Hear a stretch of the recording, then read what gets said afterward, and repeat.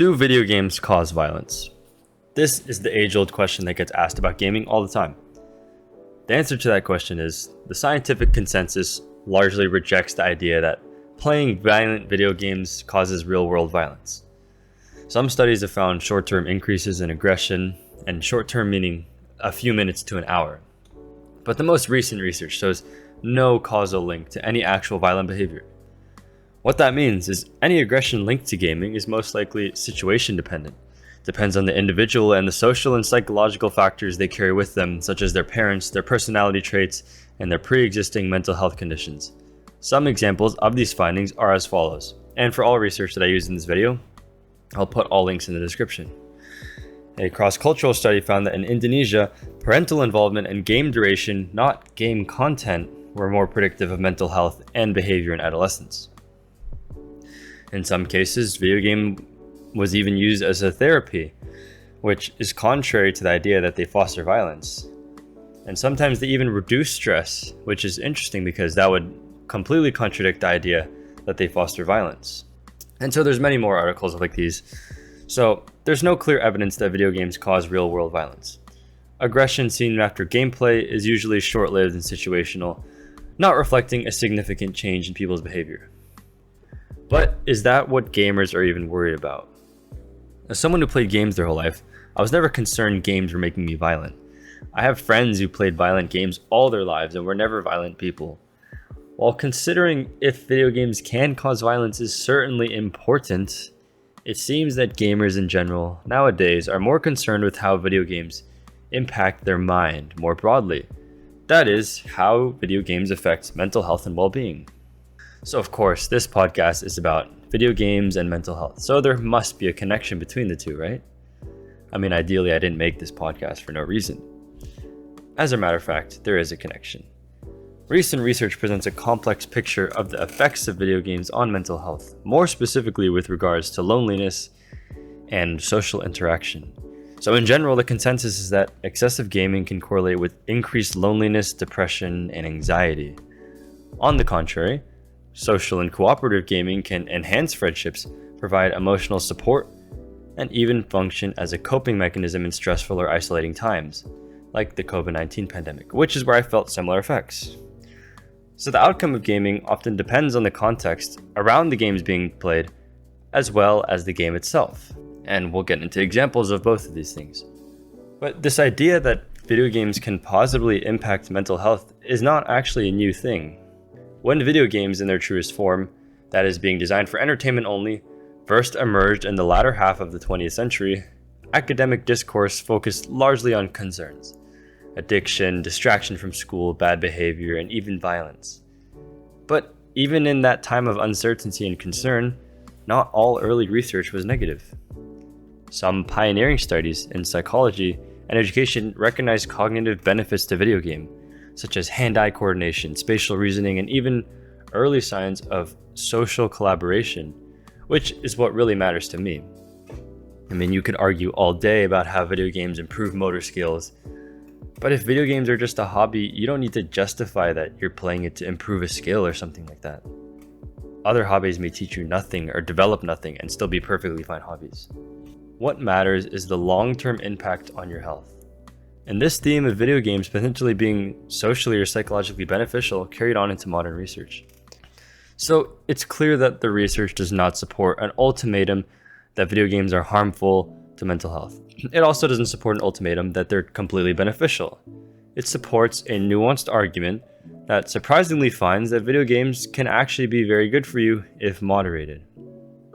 And from my experience and the people I've spoken with on this podcast, that makes sense. Most people agreed that excessive gaming caused them problems, but gaming for fun from time to time actually made them feel better.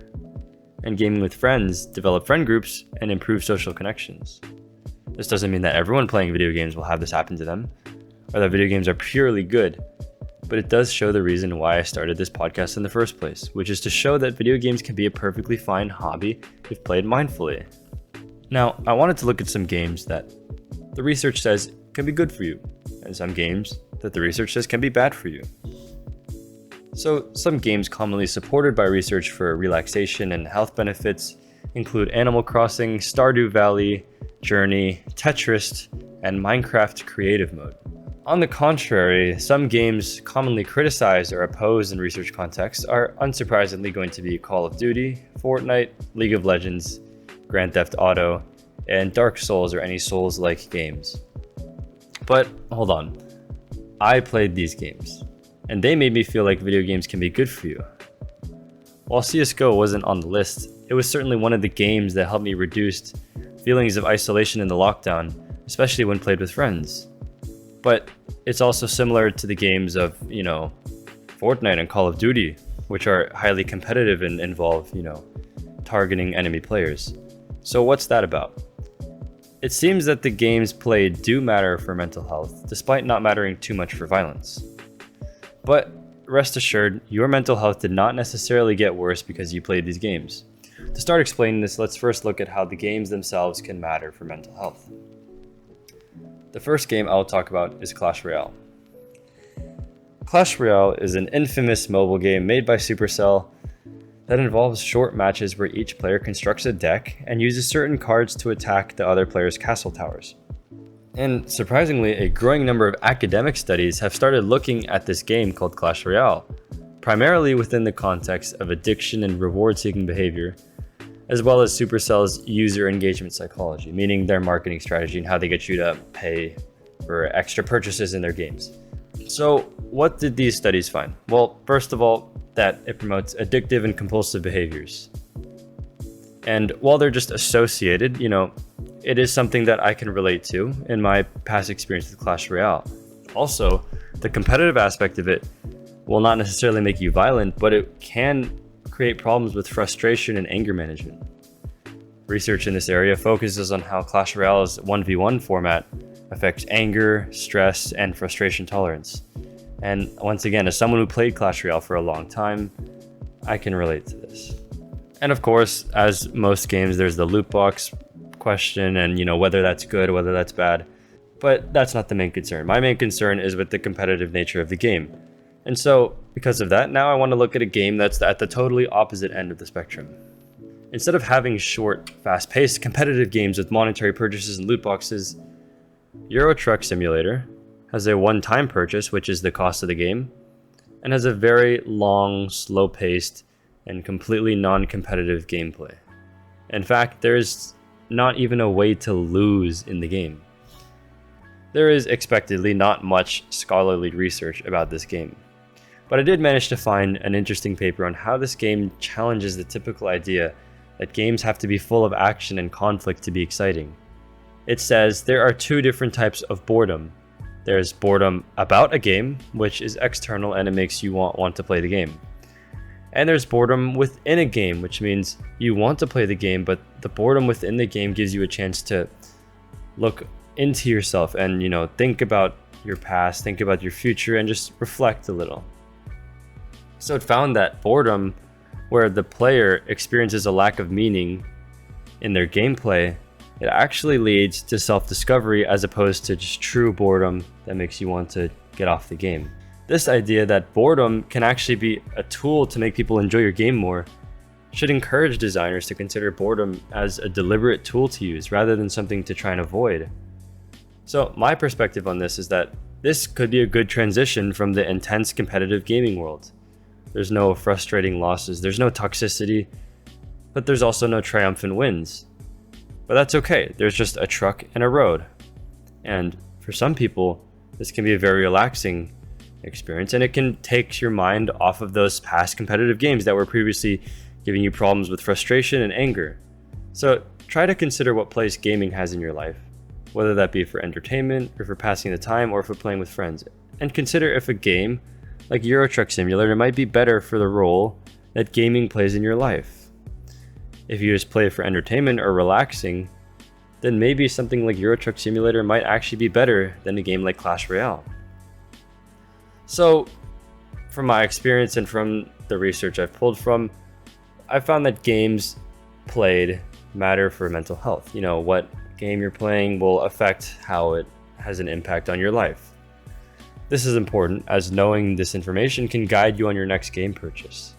But what about those all too well-known competitive games like Fortnite, CSGO, and Call of Duty What is the issue with these games, and how is it that I somehow played these games and found myself feeling better emotionally during the lockdown?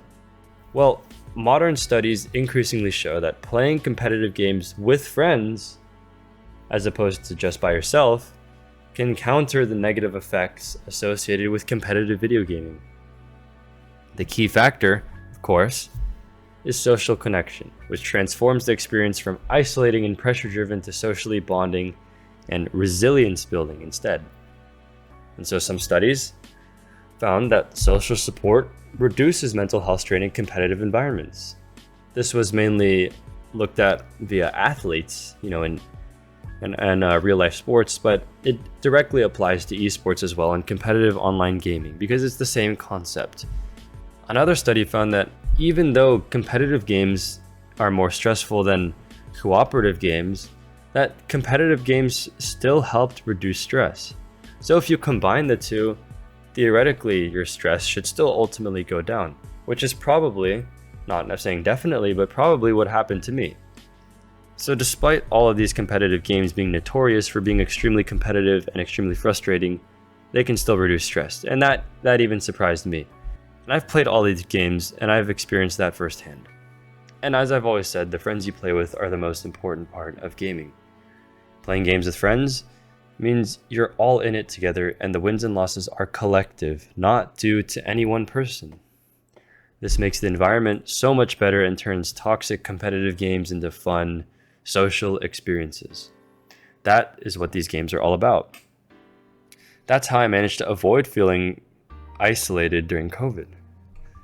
So what do I say about games like Clash Royale where you're forced to play competitively by yourself? I'd say to moderate how much you play or maybe even avoid it altogether. It's hard to make a game like that fun and social, so you're more likely to leave it feeling frustrated and defeated. I've played the game for years and I can attest to it. There is no other game like Clash Royale that are single player competitive like that make me any more upset than playing Clash Royale. And so in general, games that are inherently calming or games that can be played with friends are some of the best games to play from my own experience and from the research I've looked at. And you need not be concerned that the games you play are causing you to be violent. As always, continue to be mindful about how you use gaming in your life, and I'm sure you will be just fine.